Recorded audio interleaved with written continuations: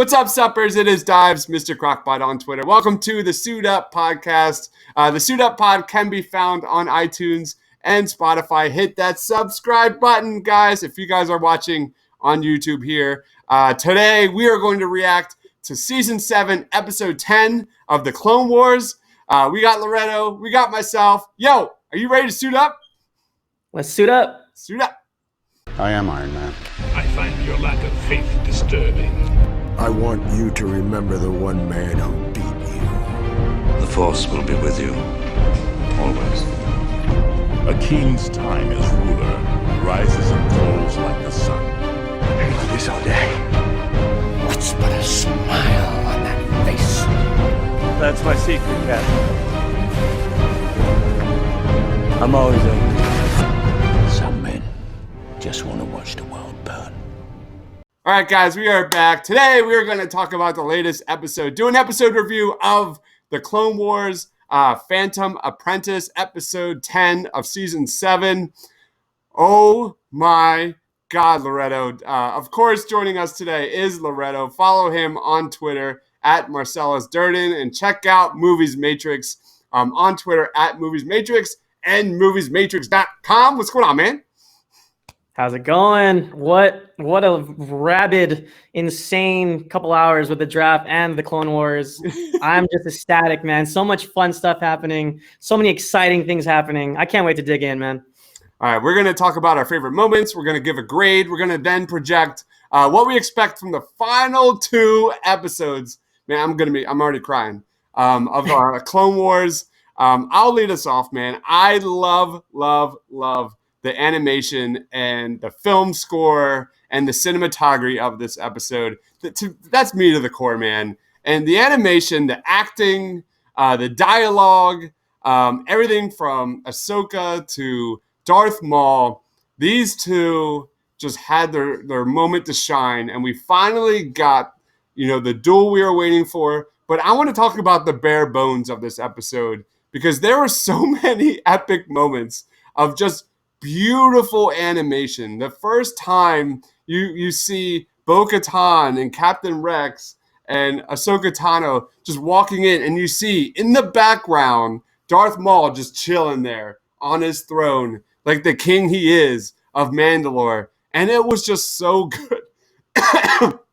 There was a moment where like the glass breaks and everything stops and slows down around them. This episode was done so well, and I'm going to call this is probably really crazy, man, and I know I'm overreacting, but this is the best of Star Wars. These past 2 episodes I have seen in, I don't want to call it my life, but it is that good. And this is like elite territory, top tier Star Wars. This is some of the best shit I've ever seen in my life in terms of Star Wars. What about you? Hey, man, I couldn't agree more. Between this and The Mandalorian, man, Filoni's knocking everything out the park. Home runs all around. Both Mandalorian and these last 2 episodes of Clone Wars have been more enjoyable for me than Rise of Skywalker. Hopefully nobody kills me for that. But what an episode. I rewatched the previous episode, Old Friends Not Forgotten, just to kind of get myself back into the mode. I want to see how it flows. And I loved the seamless transition from that Maul's, "Why are you here?" And literally right when you see Ahsoka, it cuts to the black. This episode literally picks up from that shot. And it's so ominous. I love the intro. We get that film card again. Then we just get the red Clone Wars title card with silence. And it just, and a little bit of like strings, a little bit of like, menacing strings in the background, and it just set us up perfectly. You nailed it. My favorite shot of the series, maybe. It was beautiful seeing that, because first of all, that Mandalorian, that throne room is beautiful. Yeah. So that window in itself is gorgeous, and then when it shatters and you see the smoke and the embers from the explosion as Maul extends his hand, it was beautiful. And I know there's a lot of people that don't like The Last Jedi, but it definitely was capture that beauty, because The Last Jedi is one of the most beautifully photographed Star Wars films to date. And it very much reminded me of when Kylo extends his hand to Rey. Not in a bad way. Not in a bad way. Just those kind of callbacks, those kind of things are perfect. And one thing I enjoyed, this episode is called The Phantom Apprentice. And going back to The Phantom Menace, I just loved how those two things tied together, because the Phantom Menace was the Sith, unbeknownst to the Jedi, and now we have the Phantom Apprentice, unbeknownst to the Jedi, who of course is Anakin. And also, I would say my favorite thing so far, you could tell by my shirt, I'm a huge Darth Maul fan ever since I was 14, and he took the screen ablaze going up against Qui-Gon Jinn and Obi-Wan. Welcome back, Ray Park.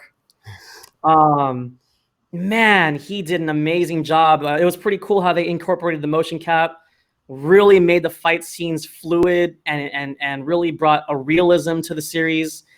And between Ray Park and Sam Witwer, Yeah, he did the voice, yeah. They both did an exceptional job. And I think not enough credit goes out to these voice actors that really make us feel these animated stories. I mean, it's one thing to act, but it's another thing to portray your emotions through just your voice alone. He was incredible. And, I loved how they kind of made Darth Maul a little bit of an anti-hero here. Yeah. I mean, who knows what his intentions would have been after he dethroned Sidious, but the fact that, he offered his hand to Ahsoka, like, hey, we have a common enemy here. Yeah. It made him an anti-hero of sorts, and I loved it. There was a part of me that was, oh my God, is Ahsoka gonna go with Maul to fight Sidious? And, maybe it was wishful thinking, but just the thought was really exciting. Yeah, you look at the new film franchise, like the new trilogy, and none of them hold a candle to either Ahsoka Tano or Darth Maul. None of them. There's so much character development, especially in Ahsoka, and it really started from the beginning of this episode. And what we saw and I love these little moments, Loretta, like my favorite moments are these little moments.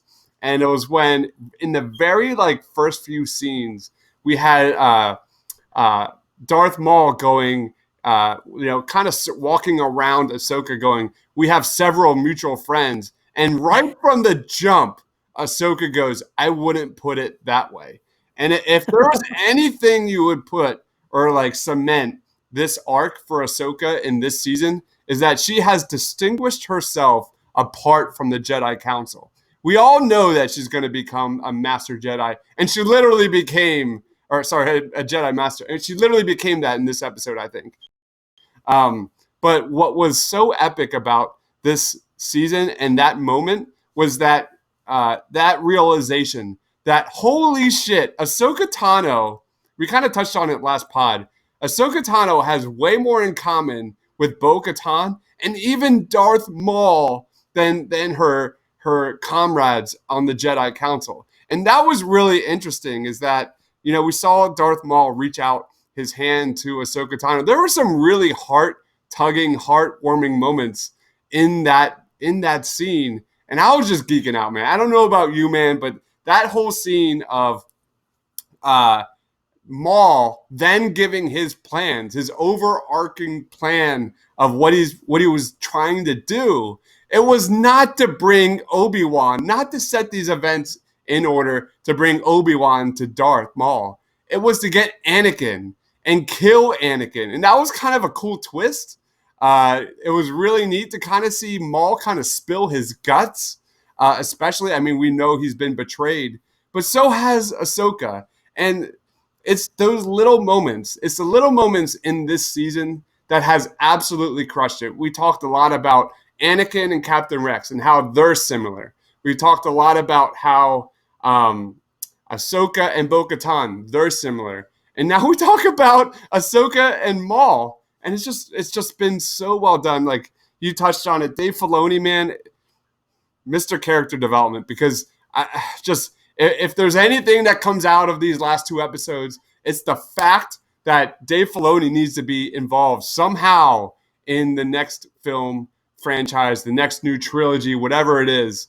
And that was some of my favorite moments. Any reaction to that? Any other favorite moments of this episode or season? It would be a disservice to the fans if Filoni doesn't get his own film trilogy of some sort.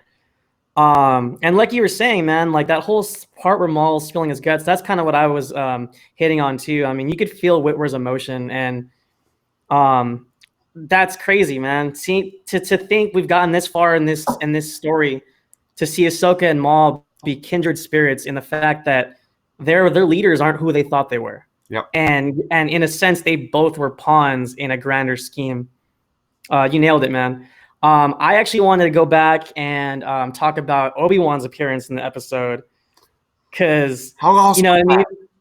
Hey, for any Star Wars fan, I see it hit me. I'm glad that I rewatched the previous episode and this together, because it's clearly evident as Bo-Katan and Ahsoka were descending into Mandalore, and we got the same theme. I'm pretty sure Anakin and Obi-Wan were en route to in their ships coming down to save the Chancellor from Grievous. I'm pretty sure those scenes align. The music, the score is exactly the same, pretty much. And now Obi-Wan's telling us he's going to Itapu, where, of course, like you said, the last few episodes, last few podcasts we've done, we're getting to Order 66. I'm shaking up the thought. Oh yeah. And the fact that he told us Dooku's dead now. Yep. And he's trying to figure out who Sidious is, but Dooku was his last piece. He's got no clues. He's over here just trying to catch Grievous. And you know, we know what happened. So we're all just sitting here like, oh, it's coming, it's gonna happen. And the fact that we are still emotionally attached to this is storytelling at its finest. I mean, to Lucas's prequel trilogy, to Filoni's Clone Wars, we are invested and we are having the time of our lives. This is just fascinating, brilliant stuff, man.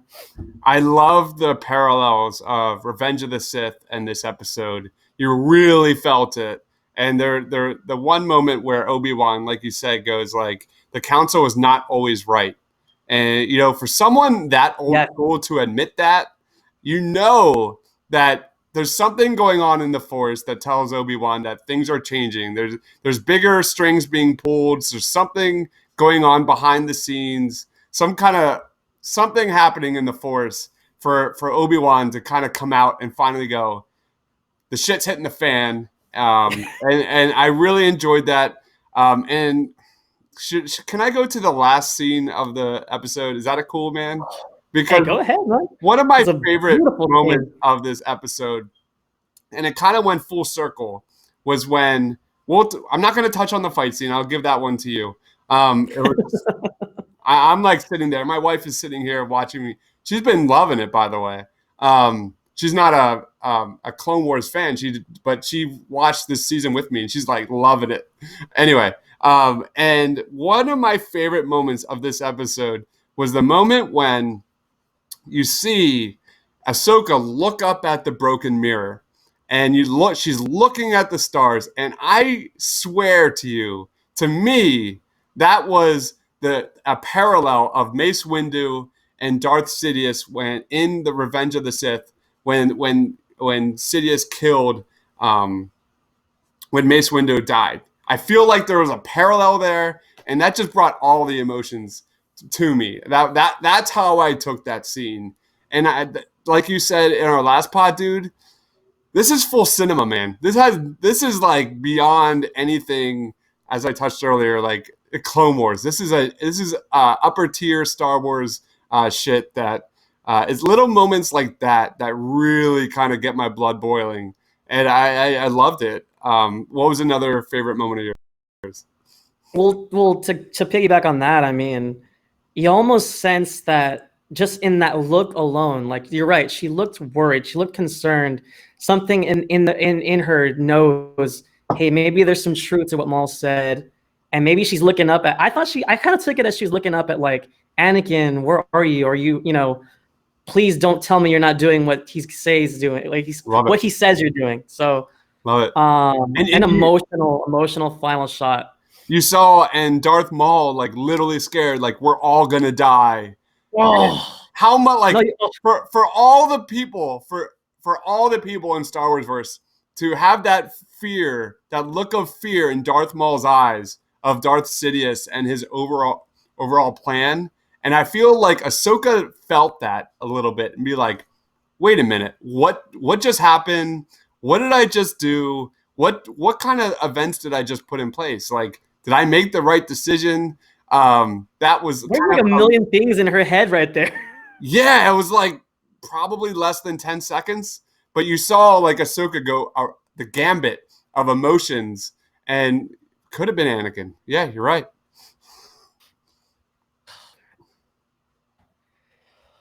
Whew. That's a lot to take in, man. That's so good, man.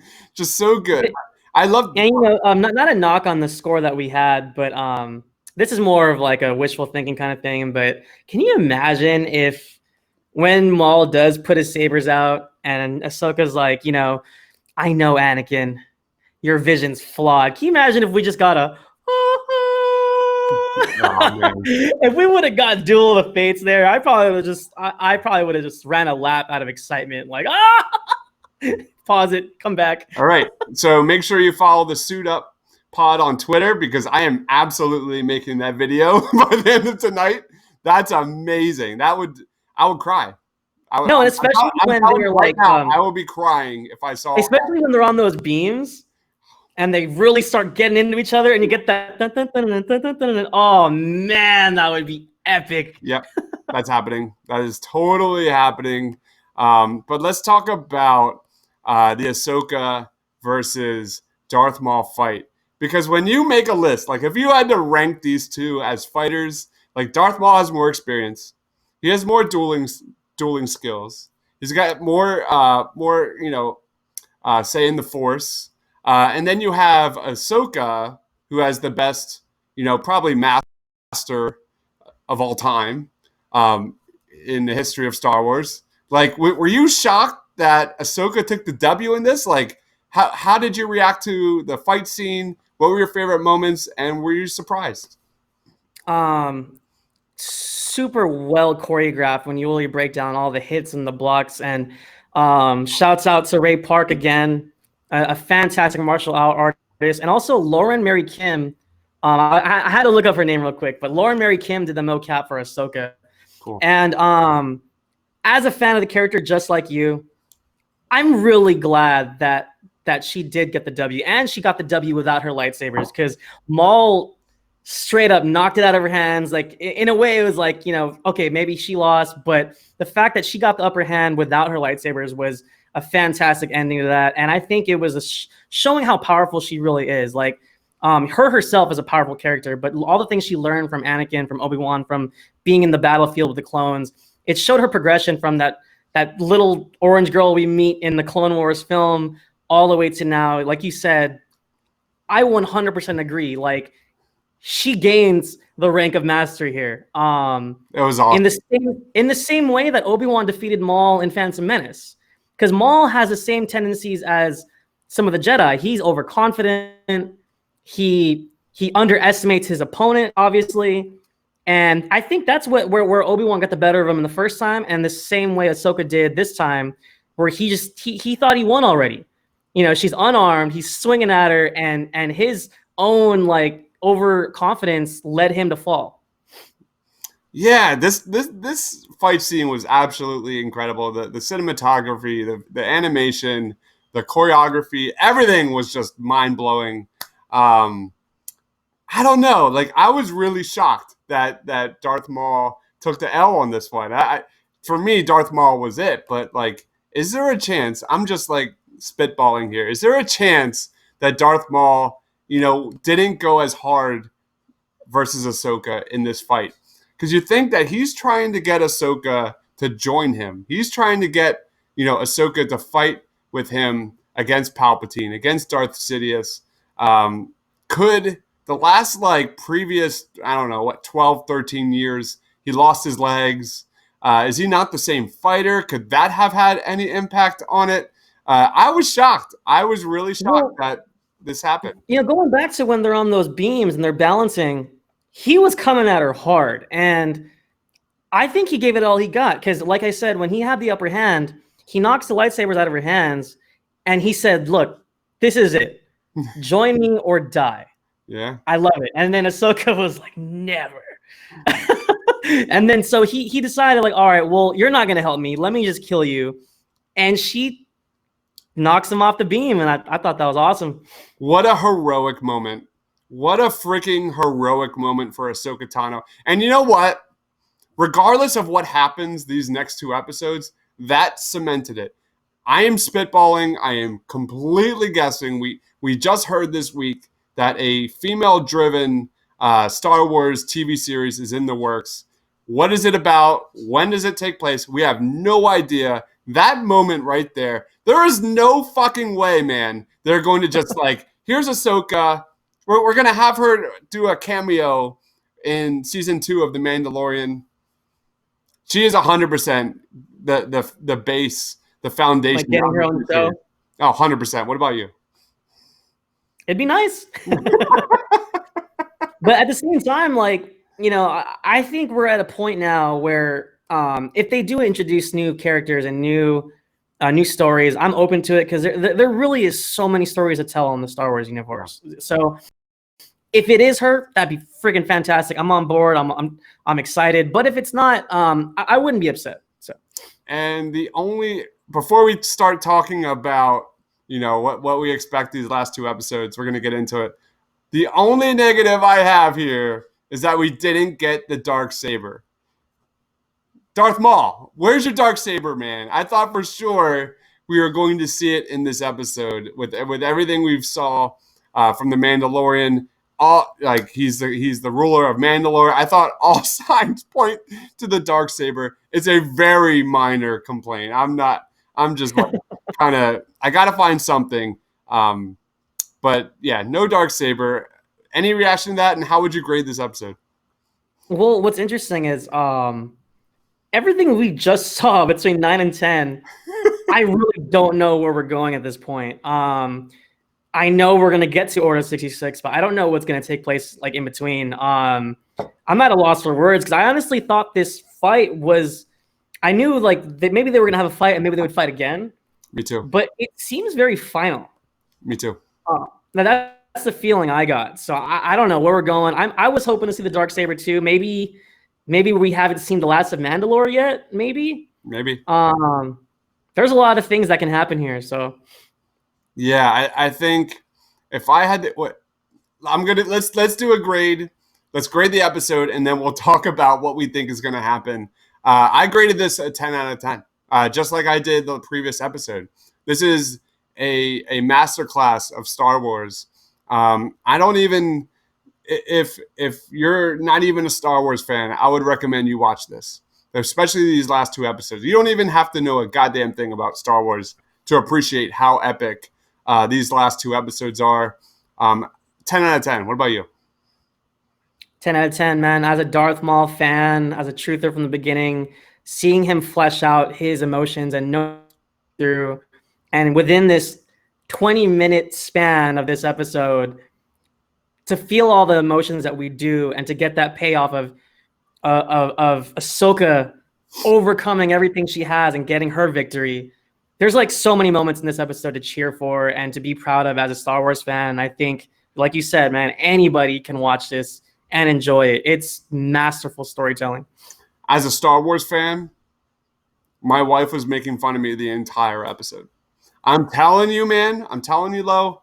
I was sitting on my couch about 10 feet away from the TV and just like geeking out the entire time. That's the quality of Star Wars.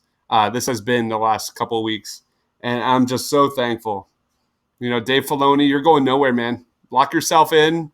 Kevin Feige, if you're watching this podcast, put that man in a room with a storyboard full of Star Wars shit and just lock the door, because that guy is just everything for Star Wars moving forward. So let's talk a little bit briefly, not too much longer, about what we think is going to happen in these next 2 episodes. I have a hunch. I think we're going to see Order 66 next episode, and I think we're going to see the aftermath of in the series finale of what happens next. So Jesse didn't die. I was really surprised that Jesse didn't die in this episode. We didn't really touch on Captain Rex at all. At some point, he's going to take that chip out. We know that. I think that is going to be a big part of the next episode, is that Order 66 goes down next week, and then Captain Rex somehow gets his inhibitor chip out, and it's going to be a very Ahsoka and Captain Rex driven episode. What about you? Any thoughts on what might happen these next 2 episodes, next 2 weeks? Yeah, we were discussing this with a buddy of mine. It's very interesting how they're going to tell that part of the story. It's definitely coming. I was thinking that would be more of the last episode, but now that you're mentioning it, that sounds pretty good. What I'm worried about, or not worried, but I was talking with a buddy of mine earlier. It's interesting because Ahsoka's not really a Jedi. Mm-mm. Or at least she's not technically a part of the Order anymore. So it's kind of interesting how the clones will interpret Order 66, right? I mean, because at some point with the inhibitor chip, they're not in control of their actions, but can they make the distinction that she's a Jedi, she's not a Jedi? You know, it's going to be kind of interesting where we go there. And, but yeah, the conflict, I think honestly, emotionally, I'm terrified. I am not looking forward to this because in 2005, when I was, I was younger, I was emotional when Order 66 happened the first time. I'm not really looking forward to seeing it again. It still gets me seeing it again, seeing Yoda grip his chest, feeling the pain, seeing Ki-Adi-Mundi get shot down, seeing Plo Koon get shot down. I'm not ready to watch the clones that I've fallen in love with do this show. I'm not ready to see them turn on their loyal brothers in battle. Yeah, I really think we're going to see this Siege of Mandalore wrapped up next week. I think this is all going to be in that like point of view perspective of Ahsoka and Captain Rex. And ultimately, I'm going to give you some kind of like small things of what would be really fucking badass to happen in these next 2 episodes. But ultimately, I want Darth Maul and Ahsoka Tano set up. Whatever happens at the end of these next two weeks, they're set up for, future series, future TV series, future films. That's the most important thing because these 2 characters are gold. You cannot, if you're Kevin Feige or Dave Filoni or anyone working for Disney, you cannot let these characters just die. These are golden characters that deserve way more because we honestly don't know what happens to Ahsoka during episodes 1 through 3. We have no idea what she's up to. Like that would be a perfect series. Just saying. Or if like Darth Maul is the main baddie in the Obi-Wan series. Just saying. There's just so much room for development. And you said the anti-hero for Darth Maul. Why not, man? You saw him try and bring Ahsoka. He tried to convince her to, bring her to his side. We saw it in Star Wars Rebels. I won't touch on that. That also happens.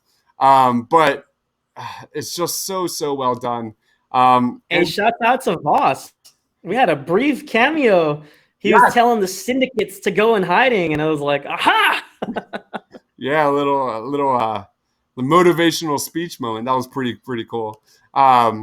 So what do I want to see from these final 2 episodes, man? I would love to see that Ahsoka moment where Anakin falls to the dark side and you see Ahsoka kind of just like fall to the ground and be like, there's a disruption in the Force, and that would be really, really freaking epic.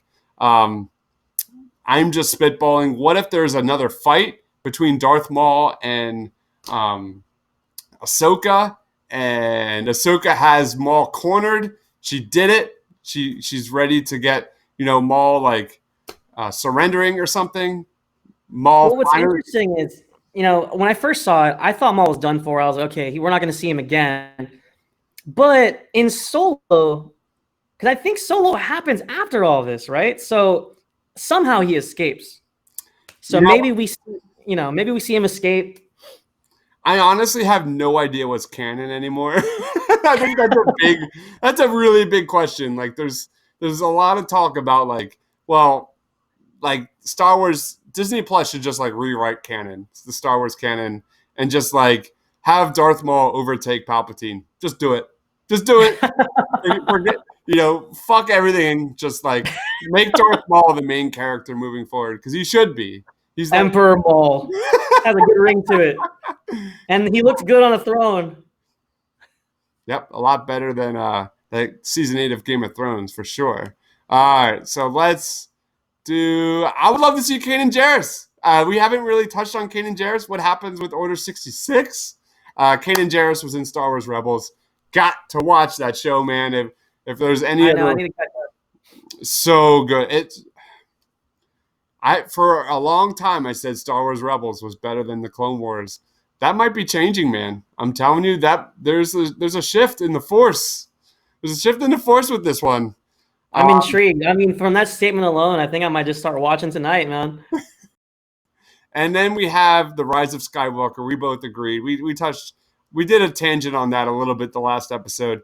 What if Palpatine, Darth Sidious, mentions Rey somehow in these next 2 episodes? What would be your reaction to that? That'd be pretty cool. Because I mean, honestly, up until Rise, I really, really, really, really liked Force Awakens and Last Jedi. I loved it. Loved Rey, loved Poe, loved Finn. Ben Solo obviously is a very complex character that had a lot going for him. I don't know what happened with Rise, but I like the sequel trilogy. I'm not one of those purists that were dumping on it. So. And then lastly, going back to Star Wars, mention of Ezra. There's a lot of time travel in Star Wars Rebels. What if at some point, somehow, he gets kind of a quick cameo? That'd be really, really cool to see Ezra Bridger from Star Wars Rebels in these last 2 episodes. Any last comments, Loretto? Honestly, I'm throwing for a loop. The last 2 episodes have subverted my expectations every single time. It zigged and zagged where I thought it was going to go this way. I don't know what to expect, but I'm ready for the ride, man. I have never felt this excited to wake up in the morning to watch something since Saturday morning cartoons. Mr. Filoni has got the fandom righteously so rejuvenized, and I'm so happy that we are experiencing this.